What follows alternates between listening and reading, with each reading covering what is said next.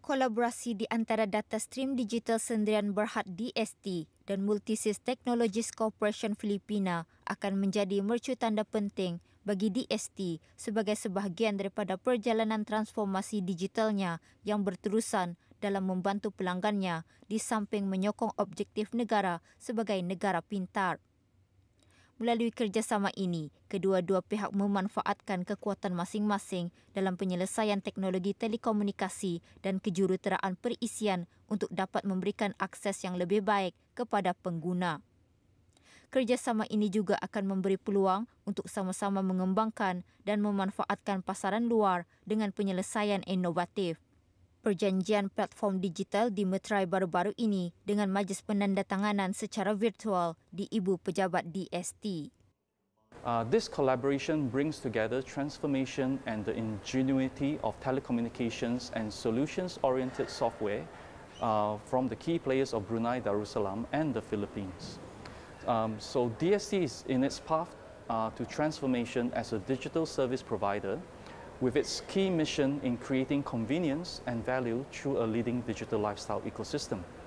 So, to be successful in this quest, DST is collaborating with like-minded key players who share a similar digital DNA with DST. This is where Multisys Technologies Corporation comes in, and they are the collaborative partner to DST. And Multisys will provide the digital building block that will be powered by DST. With this collaboration, this will result in the completion of DST's digital platform consisting of two major building blocks, namely the traditional telco services and the non-traditional telco, together with fintech.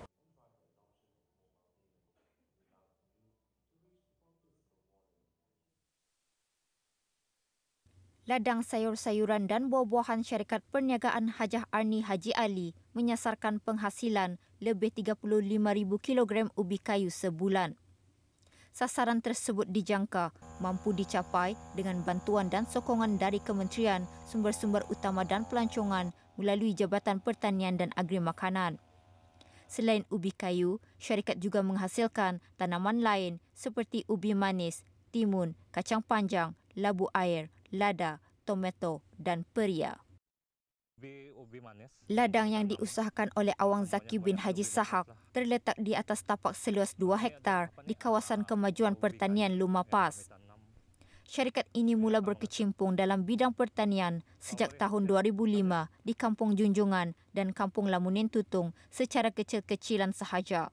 Namun, perusahaannya menampakkan hasil selepas ditawarkan tapak oleh Kementerian Sumber-Sumber Utama dan Pelancongan untuk memajukan lagi tanamannya. Pada masa ini, syarikat telah membuat permohonan tambahan tapak pertanian baru untuk mengusahakan tanaman jagung manis dan ubi kayu masing-masing seluas 2 hektar. Dan meminat dalam sektor pertanian ini dari kecil lagi karena kedua bapa saya juga menjalankan aktiviti pertanian. Oleh itu saya lihat pertanian ini boleh menjana ekonomi untuk menjaga kehidupan keluarga dan juga boleh mendapatkan pendapatan yang lumayan. Jenis tanaman yang kami tanam di ladang ini seperti ubi manis, jagung manis, ubi kayu manis, peria, tomato, lada merah, buah nanas dan bermacam-macam lagi lah. Penghasilan kasar sebulan bagi tanaman sayur-sayuran dan buah-buahan syarikat ini antaranya ubi kayu sebanyak 1,700 ke 2,000 kilogram, ubi manis 1,600 ke 2,000 kilogram, kacang panjang 260 ke 500 kilogram, timun 1,950 ke 2,000 kilogram, peria sebanyak 840 ke 1,000 kilogram, buah tomato sebanyak 1,500 ke 2,000 kilogram dan jagung manis sebanyak 2,400 ke 4,800 tongkol. Hasil tanaman dipasarkan ke pasar-pasar borong, pasar raya, pejabat-pejabat, sekolah-sekolah selain memasarkannya melalui media sosial. Alhamdulillah pendapatan ladang ini bolehlah meningkat sebulan ke sebulan.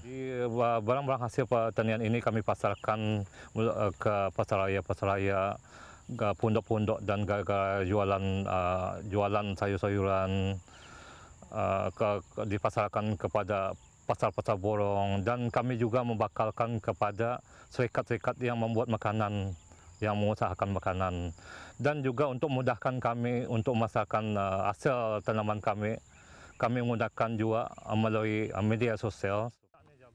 Dalam melancarkan lagi aktiviti penanaman syarikat ini, pihak kerajaan khususnya Jabatan Pertanian dan Agri Makanan, Kementerian Sumber-Sumber Utama dan Pelancongan banyak memberikan bantuan kemudahan lain selain menyediakan tapak-tapak untuk mengusahakan ladang pertanian.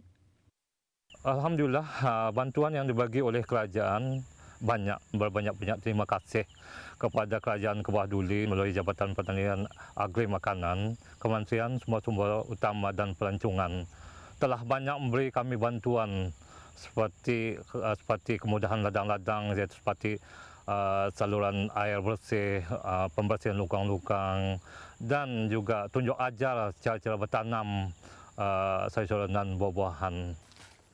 Menurut Awang Zaki, pengurusan dalam bidang pertanian ini memang ada cabarannya, namun semua itu dapat ditanganinya dengan kesabaran dan kegigihan.